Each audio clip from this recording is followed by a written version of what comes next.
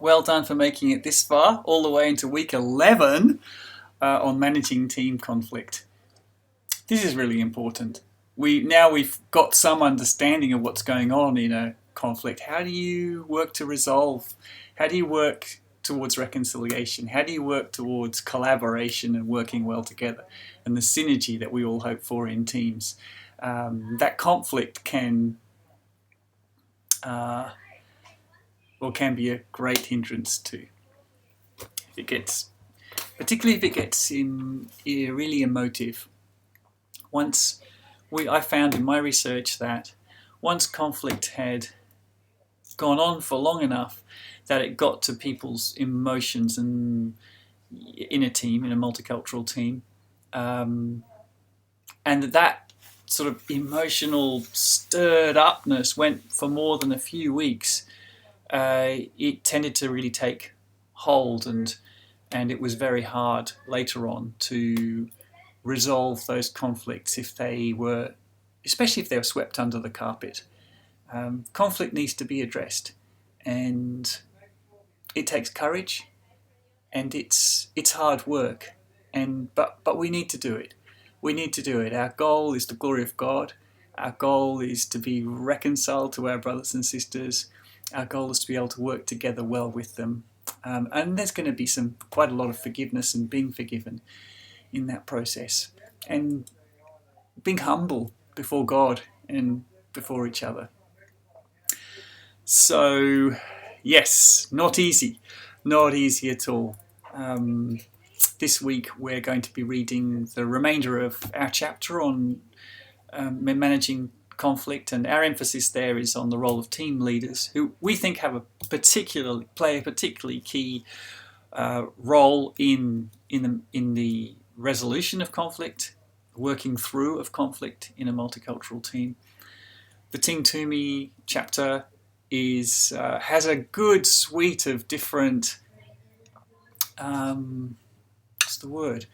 resources and activities to be involved in resolving conflict. Mindful listening, mindful reframing, mindful observation, and then going on into how do you talk about this conflict, realizing there are culture and personality playing a part in the diverse approaches to conflict that people have. Anyway, I think you'll end up, hopefully, with a kind of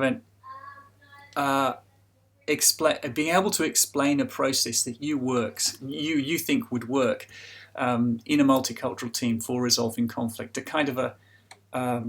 This is what we could do as a team, a conflict resolution process that we could kind of follow. There's also an article by Bruce Burgess that explains the Peacewise. I don't know if you've heard of Peacewise, but it's quite popular now across Christian organisations. Strongly explicitly biblically grounded way of resolving conflict. Does it apply across cultures? That's one of the questions does it all apply across cultures? And if so, how can it be applied across cultures? That's something you'll wrestle with as you try and put together your integrated approach that you think could work in any cultural context.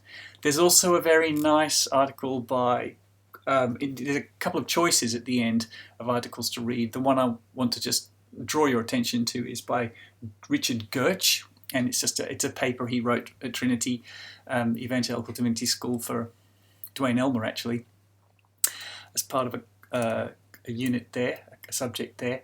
And he does a great job of introducing some other models from the non-West. I suspect they're sort of East Asian models of approaching conflict, and that introduce the idea of harmony and the goal of harmony and the preservation of harmony or the promotion of harmony, and that's nice. I can't remember where he goes towards the end of that, but I think it's a good paper. And the other one's by David Dunetz on these two dimensions of power and concerns, which I think you'll recognise once you start reading it. Those who do. have a great week. I hope this is really, really helpful for you as you think about your own team and how to work through conflicts as a team.